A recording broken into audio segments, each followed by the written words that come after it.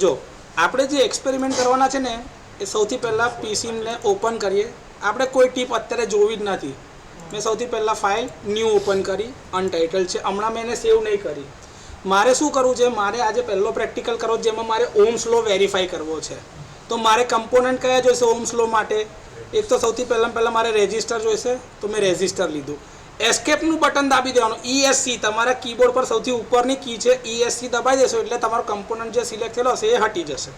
હવે જે રેજિસ્ટરમાં જે જતો હશે કરંટ એ માપવા માટે તમારે એમીટરની જરૂર પડશે, તો મેં આ એમીટર લગાડી દીધું છે. એમીટર લઈને પાછું એસ્કેપ મારી દીધું. મારે સપ્લાય સોર્સ જોઈશે, તો સપ્લાય અત્યારે હું AC સપ્લાય પર આખું પ્રેક્ટિકલ કરી રહ્યો છું, તો મેં AC સપ્લાય સિલેક્ટ કર્યો છે, એસ્કેપ દબાઈ દીધું. હવે મારે આમાં વોલ્ટેજ સોર્સની જરૂર પડશે, તો વોલ્ટેજ સોર્સ લઈ લીધો, પણ વોલ્ટેજ મેઝરમેન્ટ માટે પ્રોબ્લેમ છે. હું નીકળું છું. અચ્છા આ એમાં લટકાવીશ છોડી કે ઓકે ડન. હું લોક કરીને મૂકી દીધું. યસ હા ડન. મળીએ. હા જય શ્રી કૃષ્ણ ભાઈ. હવે મારે વોલ્ટેજ બી એના અક્રોસના મેજર કરવાના છે, એટલે મારે વોલ્ટેજ મેજરમેન્ટ માટે જોઈશે. આ તો આડું આવ્યું છે, તો મારે ઊભું જોઈશે, તો મેં એને શું કર્યું, રાઈટ ક્લિક કરી દીધું એટલે રોટેટ થઈ ગયું. આ મારા સપ્લાયના વોલ્ટેજ માપવા માટે, તો અંદરની સાઈડ લગાડો તો અંદરની સાઈડ, બહાર લગાડવો તો બહાર, તમે જ્યાં આગળ લગાડો ત્યાં લગાડો. એક આ થઈ ગયું. હજી પાછું રોટેટ કરી દો સર, મારે વોલ્ટેજ રેજિસ્ટરની અક્રોસમાં કેટલા ડ્રોપ થાય છે એ બી માપવા પડશે, એ ત્યાં આગળ લઈ લીધા. તો મારા બધા કમ્પોનન્ટ મારી પાસે આવી ગયા. મારે સર્કિટ કનેક્ટ કરવી પડશે. હજી અર્થિંગ બાકી સાહેબ, ગ્રાઉન્ડ, એટલે મેં ગ્રાઉન્ડ બી લઈ લીધું છે અહીંયા આગળ ત્યાં મારા સર્કિટમાં. ક્લિયર. હવે હું આખી સર્કિટ કનેક્ટ કરું છું, એટલે આ પેન્સિલ દેખાય છે, આ તમારો વાયર મોડ છે. સૌથી પહેલાં સોર્સથી એમીટરમાં જવાનું, આ ફ્લોટ કહેવાય. આ કનેક્ટ થઈ ગયું, લાલ લાઈન આવે એટલે કનેક્શન પૂરું થાય. એમીટરથી મારા રેઝિસ્ટરમાં લઈ જવાનું, આગળ નહીં જતું એમ, નહીં તો શું થશે, રેઝિસ્ટરનો એટલો પાર્ટ શોર્ટ થઈ જશે, તો માપન નહીં થાય, તો તમારો જવાબ નહીં આવે તે ટાઈમે. તો એવું ના થાય એટલા માટે ખાલી એના પ્રોપથી એના છેડાને ઝડકવાનું. અહીંથી આ છોડી દીધું, ફરી પાછું નીચે આવ્યા, છોડી દીધું. છોડી એટલે દેવાનું કે તમારે લૂપ પૂરી થાય. તમે નહીં છોડો ને તમે ખેંચશો ને આગળ અહીંથી આમથી આમ, તો બી એની મેથડ જતું જ રહેશે. બે રીત તમને એટલે બતાવો કે તમને પ્રેક્ટિસ થઈ જશે. હવે મારે શું કરવાનું છે, મારે વોલ્ટેજ સોર્સ અક્રોસમાં વોલ્ટેજ માપવા માટે, એટલે મેં વોલ્ટમીટર કનેક્ટ કરી દીધું સોર્સનું. મારે રેજિસ્ટરની અક્રોસમાં વોલ્ટેજ ડ્રોપ માપવો છે, તો એ મીટર મેં કનેક્ટ કરી દીધું. અને મારે અર્થિંગ કનેક્ટ કરવાનું છે, એટલે મેં આ ગ્રાઉન્ડ કનેક્ટ કરી દીધું. મારા કનેક્શન પૂરા થઈ ગયા. ઓકે. હવે મેં શું કર્યું, બધા પેરામીટર બદલવા છે. આને મારે શું નામ આપવું છે, વી સોર્સ. તો મારો સોર્સ થશે 230 વોલ્ટ AC, 230 વોલ્ટ થયું. અને સપ્લાયની ફ્રીક્વન્સી કેટલી રાખવાની છે, 5050 હર્ટ્ઝ. એ બી મારે ડિસ્પ્લે થવી જોઈએ, એ ડિસ્પ્લે થઈ ગઈ. ઓકે. તો બધું ભેગું ભેગું થઈ ગયું છે.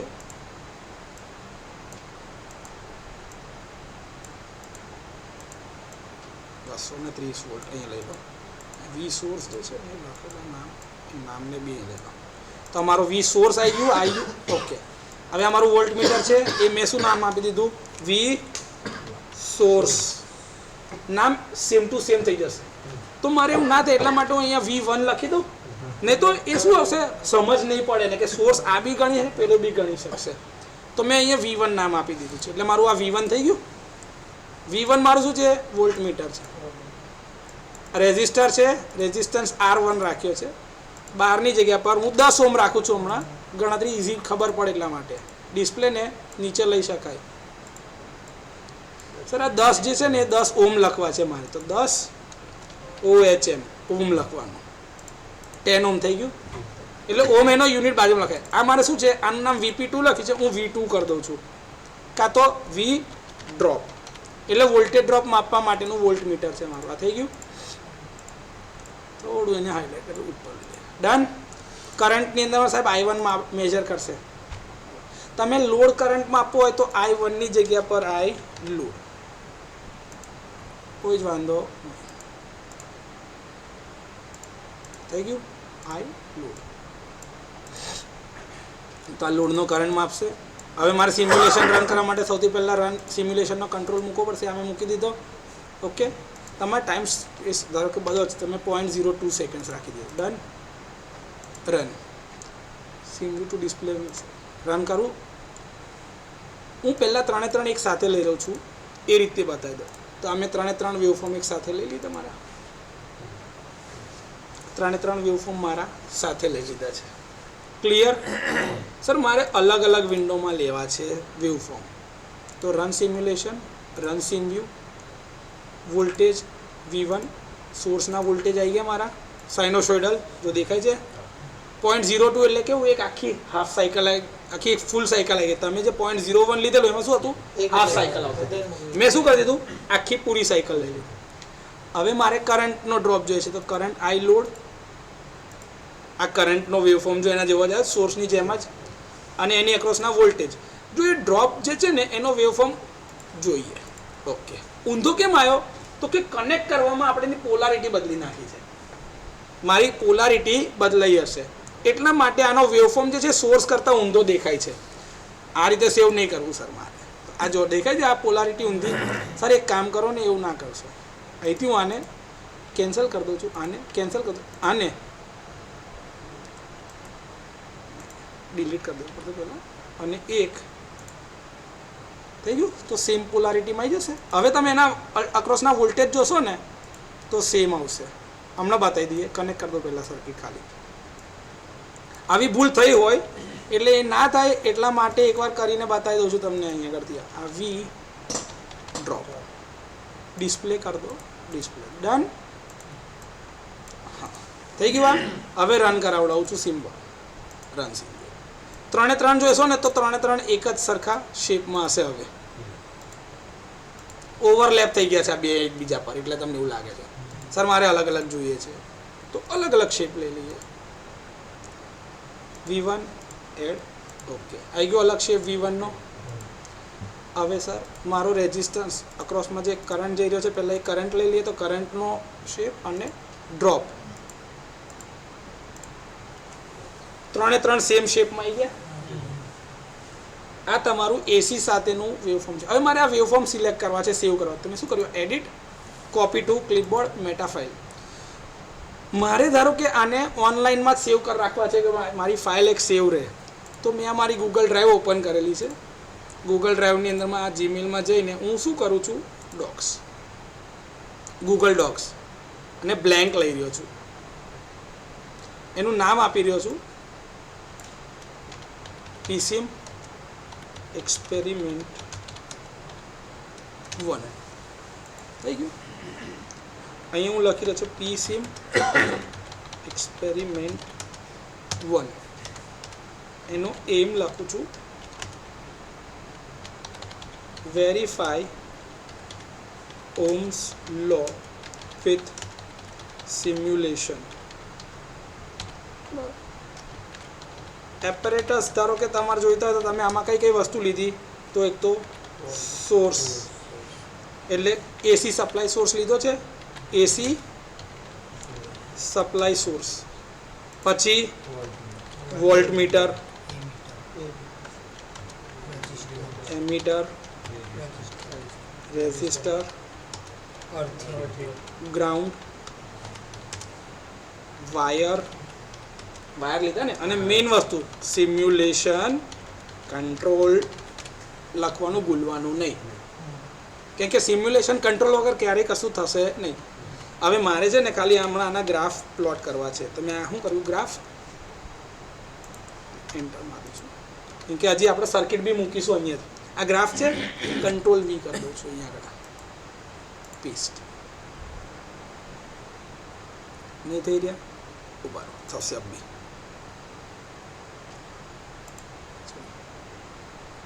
Edit, copy to clipboard, bitmap file થઈ ગયું. અને અહીંયા આગળ મારી ફાઇલ હતી એમાં કંટ્રોલ V થઈ ગયા ગ્રાફ. મારે આ ગ્રાફ સાહેબ છે ને એ ઉલટા કરીને મોટા કરી દેવા છે તો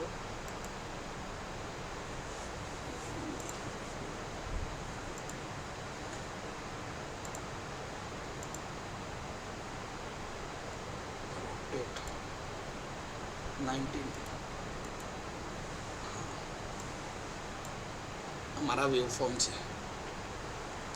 એટલે મોટા વેવફોર્મ હશે ને તો દેખાય સારા એટલા માટે મેં ખાલી મોટા કરી દીધા છે, બરાબર છે. વિડ્થ બીજો કોઈ જ કારણ નથી. અને તમારે સર એને પછી તમારે બોર્ડર કરવી છે તો હા એટલે બોર્ડર કરી દઈએ. થઈ ગયા તમારા ગ્રાફ આવી ગયા. આને તમારે જેટલા મોટા કરવા હશે એટલા તમે મોટા કરીને જોઈ શકશો. શું બીજા પાના પર આવી ગયા, મારે આવું જોઈતું હતું એટલે આ તમારા વેવફોર્મ છે.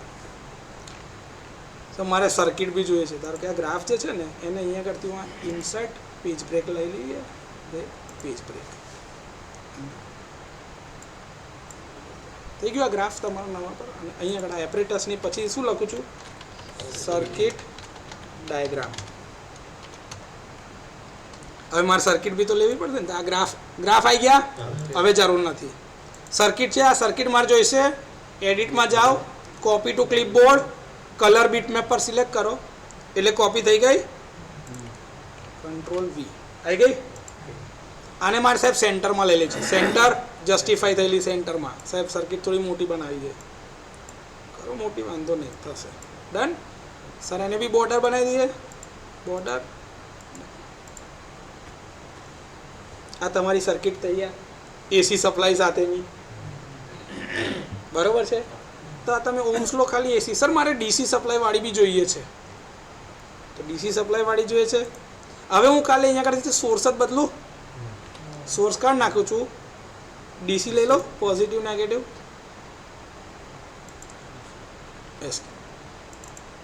વીડીસી સપ્લાય વોલ્ટેજ કેટલા રાખું? 220 વોલ્ટ. ડીસી ની જગ્યા પર સાહેબ સોર્સ લખી દો. ડી સોર્સ ભેગું થઈ ગયું. Source 220 volt DC. ડન છે આ. ઓકે. સિમ્યુલેશન રન કરાવું. Simulation run sim view. ત્રણે ત્રણ એક જ માં જોઈતું હોય તો એડ ઓલ કરી દેવાનું. તમને આ દેખાશે. જો હવે આમાં શું થાય ખબર છે? જો આ તમારું સપ્લાયના વોલ્ટેજ આ રહ્યા. આ રેઝિસ્ટન્સની અંદરથી જતો કરંટ. ક્લિયર. V1 જે છે દેખાતો જ નહીં તમને. સર નહીં દેખાતું. એટલા માટે કેમ કે બે લાઈન એકબીજા પર ઓવરલેપ થઈ ગઈ. એ ઓવરલેપ થઈ ગઈ હટાવી છે. તો શું કરો હવે? સિંગલ ગ્રાફ જો. પહેલા સપ્લાયના વોલ્ટેજ એટલે V1 આવી ગયું. મેગ્નિટ્યુડ ઇમ્પોર્ટન્ટ છે. જો મેગ્નિટ્યુડ જોજો 220 પર છે. આ ઇમ્પોર્ટન્ટ છે. V1 કરંટ જોઈએ છે સર. કરંટ 22 પર આવી ગયો. કેમ? તમે 10 ઓહ્મનો રેઝિસ્ટર રાખ્યો છે તો 220 ડિવાઇડ બાય 10 કરો એટલે 22 એમ્પિયર આવશે. આ સાચું. હવે વોલ્ટેજ ડ્રોપ એડ કરો. થઈ ગયું 220. કેમ કે એક જ કમ્પોનન્ટ છે એના અક્રોસમાં જ બધો ડ્રોપ થવાનો છે. તો 220 વોલ્ટેજ ડ્રોપ, 22 એમ્પિયર કરંટ અને 220 સપ્લાયના વોલ્ટેજ. સર મારે ત્રણ ગ્રાફ સેવ કરવા છે. તો edit, copy to clipboard, bitmap file. આ મારી ગૂગલ ડ્રાઈવ છે ને, અહીંયા આગળથી મેં આને ઇન્સર્ટ કરીને હંમેશા હું પેજ બ્રેક જ વાપરું છું. એટલે જેથી કરીને નવા ગ્રાફ નવા પેજ પર જ આવે. આ તમારા ગ્રાફ આવી ગયા. અહીંયા આગળથી આને હવે size and rotation 270 degrees. Done થઈ ગયું.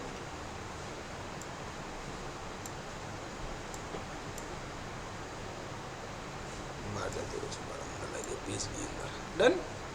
આ તમારો ગ્રાફ આવી ગયો ડીસી સાથેનો. બોર્ડર કરી દેવી છે. બોર્ડર નાખી દો એને. થઈ ગયું. અને સર મારે ડીસી વાળી સર્કિટ બી તો જોશે ને. ગ્રાફને હવે હું શું કરું છું? કેન્સલ. અહીંથી આ મારી સર્કિટ છે ડીસી સાથેની.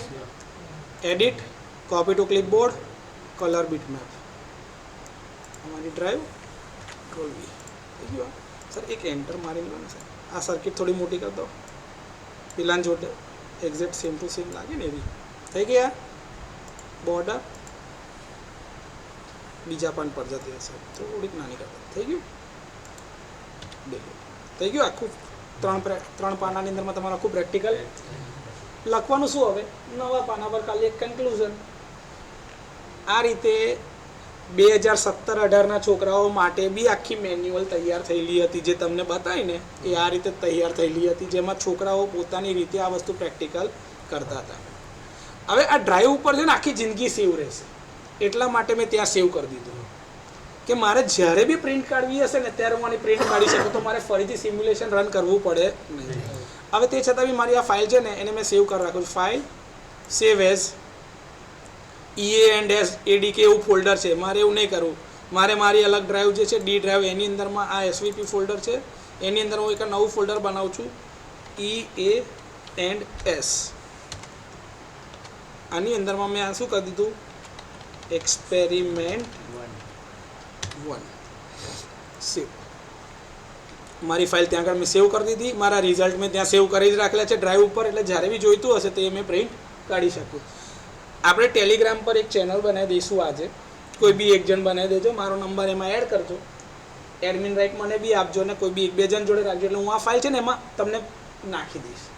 તો તમારે તમારા રેફરન્સ માટે પ્રિન્ટ કાઢીને જોઈએ તો પ્રિન્ટ કાઢીને સર્કિટ તમારા ટાઈમે બનાવી હોય તો બી તમે બનાવી શકશો. ક્લિયર છે? ઓકે.